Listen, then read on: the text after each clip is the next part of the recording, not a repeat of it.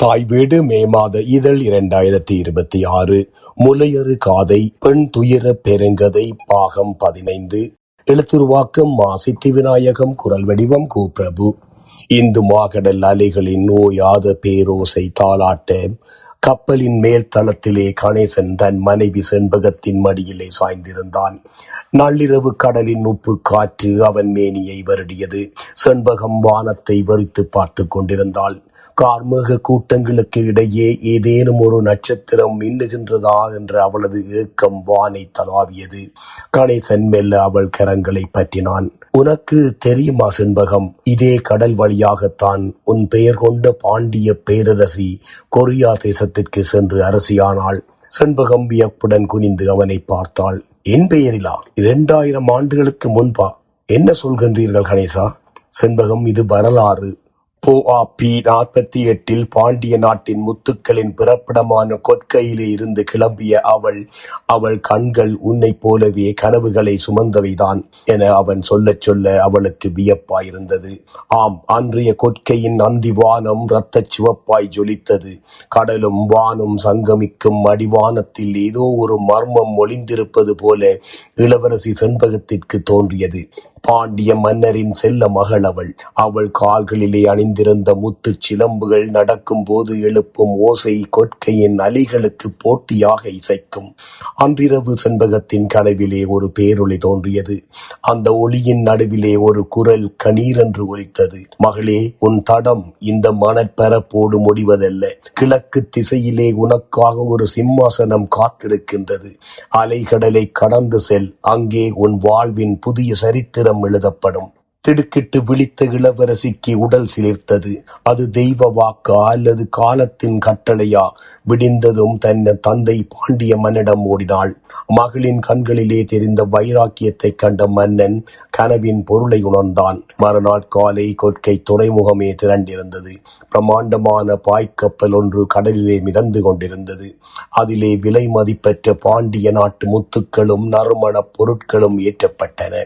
அதோடு ஒரு சிறிய அழகான புனித கல்லும் தேயிலை செடிகளும் உணவு தானியங்களும் பல வீரர்களும் துணைக்கு வந்தனர். தன் தாய் மண்ணை ஒருமுறை திரும்பி பார்த்தாள் செண்பகம். அவளது இதயம் கனத்தது. ஆனால் கண்கள் கிழக்கை நோக்கியே இருந்தன. நங்கூரம் தூக்கப்பட்டது. பாய்மரங்கள் காற்றிலே விரிந்தன. பயணம் தொடங்கட்டும் என அவள் ஆணையிட அந்த பெரும் கப்பல் ஆழ்கடலை நோக்கி நகரத் தொடங்கியது. அது வெறும் கடல் பயணம் அல்ல, ஒரு புதிய பேரரசின் உதயம். நாட்கள் வாரங்களாயின. வங்கக்கடல் தாண்டி சாயாம் மற்றும் சீனா கடந்து செண்பகத்தின் கப்பல் கொரியாவின் தெற்கு கடற்கரையை அடைந்தது. வழியிலே சீறும் மலைகளும் புயல்களும் அவளை அச்சுறுத்தினாலும் தன் கனவிலே கண்ட ஒளியை அவள் நம்பினாள். அவள் கப்பலிலே இருந்த அந்த புனித கல் அவள் கை வந்தவுடன் கடலின் சீற்றத்தை அடங்கியதாக கருதப்படுகின்றது. அந்த கல் இன்றும் கொரியாவிலே உள்ளது. கொரியாவின் கயாயா நாட்டு மன்னன் கிம் சூரோ ஒரு தெய்வ பிறவியாக மக்களால் மதிக்கப்பட்டான். அவனுக்கு திருமணம் செய்ய அமைச்சர்கள் எத்தனையோ இளவரசிகளை பரிந்துரைத்தும் எனக்கானவள் கடல் கடந்து வருவாள் என்று காத்திருந்தான். செண்பகத்தின் கப்பல் கரையை தொட்டபோது மன்னன் கிம் சூரோ அவளை எதிர்கொண்டு வரவேற்றான். தமிழ் மண்ணின் வாசனையோடும் வீரத்தோடும் வந்த செண்பகத்தை கண்டதும் அவளே தான் தேடிய தேவதை என்பதை மன்னன் உணர்ந்து கொண்டான். கொரியாவின் அரசி கியோ ஹுவாங் கோக் வந்துவிட்டாள் என்று கோஷமிட்டபடியே அவளை வரவேற்று செண்பகத்தை கொரியாவின் அரசியாக்கினான். அவளது ஹியோ வாங் ஓக் என்ற பெயர் இன்றளவும் நின்று நிலைக்கின்றது. அவள் அங்குள்ள மக்களுக்கு புதிய விவசாய முறைகளையும் கலைகளையும் கற்றுக் கொடுத்தாள். தன்னோடு அவள் கொண்டு வந்த அந்த தேயிலை செடிகளை கொரியாவின் பேக்வாசன் மலைப்பகுதியிலே நட்டு பெரும் தோட்டமாக்கினாள். இதுவே கொரியாவின் தேயிலை கலாச்சாரத்திற்கு முதல் அடித்தளமாக அமைந்தது. இந்தியாவிலே இருந்து அவள் கொண்டு வந்து சென்ற தேயிலை இன்றும் தென்கொரியாவின் மிக முக்கியமான பாரம்பரிய பானமாக மாறியுள்ளது. செண்பகம், அது வெறும் திருமண உறவு மட்டுமல்ல, அது இரு நாகரிகங்களின் சங்கமம். இன்றும் கொரிய மொழியிலே 1000க்கும் மேற்பட்ட தமிழ் சொற்கள் அதே உச்சரிப்போடு ஒலிக்கின்றன. அம்மா, அப்பா, அண்ணி என்று நாம் அழைப்பதையே அங்கேயும் அவர்கள் உச்சரித்து அழைக்கின்றார்கள். நாம் புல் கிராஸ் என்று சொல்வதை அவர்களும் அப்படியே சொல்லுகின்றார்கள். நம்மை போலவே தரையிலே அமர்ந்து உண்பதும் பெரியவர்களுக்கு பாத நமஸ்காரம் செய்வதும் வாசலிலே மருதாணி இடுவதும் என அவர்களின் இரத்தத்திலே தமிழ் மனம் கமல்கின்றது. செண்பகம் வியப்போடு கேட்டுக்கொண்டிருக்க அவன் மேலும் உற்சாகமாக சொன்னான். நம் பாண்டிய நாட்டின் மீன் சின்னம் இன்று கொரியாவின் பழங்கால கோட்டை வாசல்களிலே செதுக்கப்பட்டிருக்கின்றது. அவர்கள் அது வெறும் அடையாளம் அல்ல, செல்வம், செழிப்பு மற்றும் தீய சக்திகளிடமிருந்து காக்கும் விழிப்புணர்வின் சின்னம். தமிழகத்தின் ஒரு மூலையிலே பிறந்த அந்த செண்பகம் இன்று லட்சக்கணக்கான கொரிய கிம் வம்சத்தின் ஆதிக்க தாயாக மாறி வரலாற்றில் அழியா காவிய தலைவியானாள். திடீரென கணேசனின் குரல் தழுதழுத்தது. அவளது கண்களை நேராக பார்த்தபடி, கடலோடி போன அந்த செண்பகம் ஒரு காவியம் என்றால் என்னோடு இப்போது இலங்கை செல்லும் நீயும் ஒரு காவியம்தான் என்று வாஞ்சியோடு அவளை அணைத்தான். சொல்லி முடித்த சில நிமிடங்களிலேயே கணேசனின் கண்கள் செருகின. கடந்த சில நாட்களாக ஓயாது ஒளியாது அவன் செய்த பயண ஒழுங்குகளின் களைப்பு அவன் முகத்திலே தெரிந்தது. செண்பகத்தின் மடியிலே அவன் ஆழ்ந்த உறக்கத்தில் ஆழ்ந்தான். அவன் நெற்றியிலே விழுந்த முடிகளை மெல்ல ஒதுக்கிவிட்டாள் செண்பகம். அவனை எழுப்ப அவளுக்கு மனம் வரவில்லை. அவளுக்கு அவன், அவனுக்கு அவள், இதுவே அவர்களுக்கு போதுமான உலகமாக இருந்தது. தேயிலை உலகிற்கு அறிமுகப்படுத்திய இந்தியரிடமிருந்து தேயிலையை பிடுங்கி இலங்கை மலையில் அவற்றை வெள்ளையர்கள் இந்தியரையே கூலியாக்கி நடவைக்கின்ற சூட்சுமத்தை கணேசனும் செண்பகமும் அறியாதவர்களாக அந்த கப்பலிலே பயணித்துக் கொண்டிருந்தார்கள். கப்பல் முன்னோக்கி சென்று கொண்டிருந்தது. இருண்ட கடலுக்கு அப்பால் அவர்களுக்கு காத்திருக்கும் அந்த புது இடம் அவர்களுக்கு ஒரு புதிய வாழ்வை அளிக்குமா, அல்லது வரலாற்று பெருந்துயரமான மற்றொரு பக்கத்தை எழுதப் போகின்றதா? செண்பகம் வானத்தை பார்த்தாள். இப்பொழுது மேகங்கள் விலகி ஒரு நட்சத்திரம் பிரகாசமாக மின்னியது. அது 2000 ஆண்டுகளுக்கு முன் இளவரசி செண்பகத்திற்கு வழிகாட்டிய அதே நம்பிக்கை நட்சத்திரமா, அல்லது வானத்தையே சட்டென்று தோன்றி மறையும் வெறி நட்சத்திரமா? கணேசன் உறக்கத்தில் ஆழ்ந்திருக்க செண்பகம் அந்த கொரிய வரலாற்று நினைவுகளில் தன்னை மறந்திருந்தாள். அந்த எண்ணமே அவளுக்கு இதமாக இருந்தது.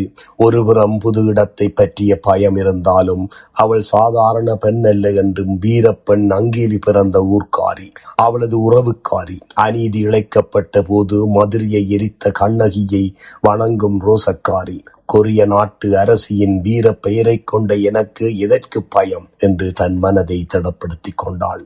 ஆனால் விதி அவளுக்கு பின்னால் நிழலாக வந்து கொண்டிருப்பதை அவள் கவனிக்கவில்லை. நட்சத்திர ஒளியிலும் ஒரு கத்தி மின்னியது. கருப்பு துணியாலே முகம் மறைந்த அந்த உருவம் பூனை நடை போட்டு சத்தமில்லாமல் செண்பகத்தை நெருங்கியது. கண்ணிமைக்கும் நேரத்திலே அவளது கழுத்திலே கத்தி அழுத்தப்பட்டது. ஒரு கரடுமுரடான கை அவளது வாயை பொத்தியது. கணேசனை அழைக்க கூட அவளால் முடியவில்லை. அந்த உருவம் அவளை தர என இழுத்துச் சென்றது. அவள் தன் பலம் கொண்ட மட்டும் திமிறினாள். ஆனால் அந்த உருவத்தின் பிடி இரும்பாக இருந்தது. கப்பல் மாலுமியின் அறைக்கு அருகிலே இருந்த ஒரு தனி அறைக்குள் அவளை தள்ளி தாழ்பாட் போட்டான் அவன். உள்ளே புகையிலை வாசனையும் மதுவின் நெடியும் கவிழ்ந்திருந்தது. ஒரு வெள்ளைக்கார துறை சொங்கான் பிடித்தபடி மதுக்கோப்பையுடன் அமர்ந்திருந்தான். அதிர்ச்சியிலே உறைந்த செண்பகம், "இதற்காக இங்கே இழுத்து வந்தீர்கள்?" என்று கத்தினாள். அச்சத்திலே அவள் நாக்கு உலர்ந்து போனது. தலை சுற்றியது. நெஞ்சுக்குள் யாரோ சம்மட்டியால் அடிப்பது போல இருதயம் பலமாக அடித்தது. செண்பகத்தின் அச்சமும் அவளது இளமையும் அந்த வெள்ளையனை மிருகமாக மாற்றியது. பயந்து பெருமூச்சோடு கலங்கி தவித்த அவளது மார்பகம் அந்த வெள்ளையனை கவர்ந்தது. விலங்கை போல எழுந்து ஓடி வந்து அவள் மார்பில் குனிந்து முத்தமிட்டான். அவள் தலையால் அவனை இடித்து திமிறினாள். அவன் அவளை வலுக்கட்டாயமாக அடைய முற்பட்டான். அந்த போராட்டத்தில் அவளை இழுத்து வந்தவனின் முகமூடி அவிழ்ந்து விழுந்தது. அவன் முகத்தை கண்டதும் செண்பகம் திடுக்கிட்டாள். அவளது ரத்தம் உறைந்தது. அவன் வேறு யாருமல்ல, கைகூப்பி கும்பிட்டு நயவஞ்சகமாக பேசி அவர்களை கப்பலில் ஏற்றிவிட்ட அதே கங்காணிதான். "நீயா?" என்று அவள் அலறினாள். நம்பிக்கை துரோகத்தின் வலி அவளது பயத்தை மெல்ல மெல்ல ஆத்திரமாக மாற்றத் தொடங்கியது. கங்காணி இழுத்துக் கொண்டே அவளை நெருங்கினான். "அடியே, வீணாக அடம் பிடிக்காதே. இந்த துறையோடு இணங்கியிரு, உன் துன்பங்கள் அனைத்தும் இதோடு தொலையும். உன் புருஷன் கணேசனுக்கு தேயிலை தோட்டத்தில் மேஸ்திரி வேலை கொடுக்க சொல்வார் துரை. உன்னையும் ஒரு ராணியாட்டம் நல்லாவே பார்த்துக்க அவர் ஏற்பாடு செய்வார் என்றாள் நயவஞ்சகமாக. அவள் மௌனமாக இருப்பதை பார்த்து அவன் மேலும் சர்வசாதாரணமாக சொன்னான், இல்லையென்றால் உங்கள் இருவரையும் கொன்று அப்படியே கடலில் போட்டுவிட்டு போய்கொண்டே இருப்போம். யாரும் கேட்க மாட்டார்கள். அந்த அறையின் மூலையிலே பல இளம் பெண்கள் கட்டி வைக்கப்பட்டிருப்பதை செண்பகம் கவனித்தாள். அவர்கள் அனைவரும் வெவ்வேறு கப்பல்களிலே ஏற்றப்பட்டு வெள்ளைக்கார எஜமானர்களுக்கு அடிமைகளாகவும் விருந்தாளிகளாகவும் அனுப்பப்பட இருப்பவர்கள். அடம் பிடிக்காமல் இருந்தால் இவர்களோடு நீயும் இங்கிலாந்துக்காரி ஆகலாம் என்று கங்காணி ஆசையும் காட்டினான். மது வெறியிலே இருந்த வெள்ளையன் செண்பகத்தின் அருகே வந்தான். விலங்கினை போன்ற அவன் பார்வை அவளது அழகிய உடலிலே நிலைத்தது. அவன் அவளை நெருங்கி மீண்டும் வலுக்கட்டாயமாக முத்தமிட முயன்ற போது செண்பகத்தின் பயம் தீயாக மாறியது. வயிற்று பசியை காட்டி மானத்தை வாங்கும் இந்த மனித பேய்களிடமிருந்து தப்ப என்ன செய்யலாம்? அவளது மனதிலே பாண்டிய இளவரசியின் வீரமும் கண்ணகியின் சீற்றமும் ஒரு சேர எழும்பியது. கண்மூடி விழிப்பதற்குள் கங்காணியின் கையிலே இருந்த கத்தியை மின்னல் வேகத்திலே பறித்தாள். அந்த பாரிய கத்தியால் தன்னை நெருங்கிய வெள்ளையனை ஓங்கி குத்தினாள். அவன் அலறிக்கொண்டு கீழே விழ சற்றும் தாமதிக்காமல் கண்காணியை பலமாக தள்ளிவிட்டாள். ஓதையிலே இருந்த கங்காணி நிலை தடுமாறி சுவற்றில் மண்டை அடிபட சரிந்து வீழ்ந்தான்.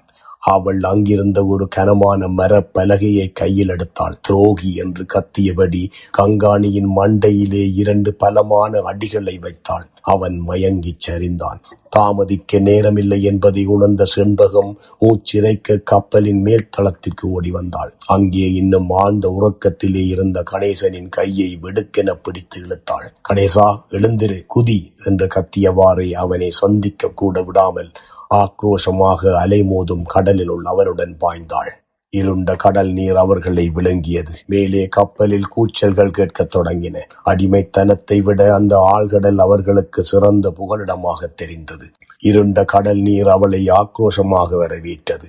அந்த மரண போராட்டத்திலும் செண்பகம் பாய்ந்தபோது அவளோடு கூடவே விழுந்து அந்த பாரிய மரப்பலகை அவர்களுக்கு வரப்பிரசாதமானது. அது கடலில் மிதக்க இருவரும் அதை பற்றி கொண்டு உயிரை கையிலே பிடித்து தத்தளித்தனர்.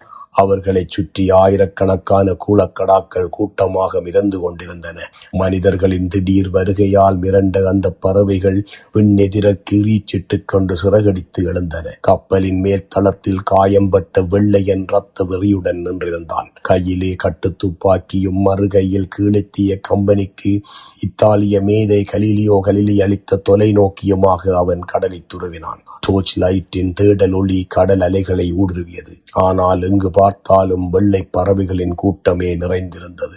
அந்த வெண்ணிறச் சிறைகளுக்கிடையே மிதக்கும் இரு மனித தலைகளை அவரது பூஞ்சை கண்ணாலே கண்டறிய முடியவில்லை.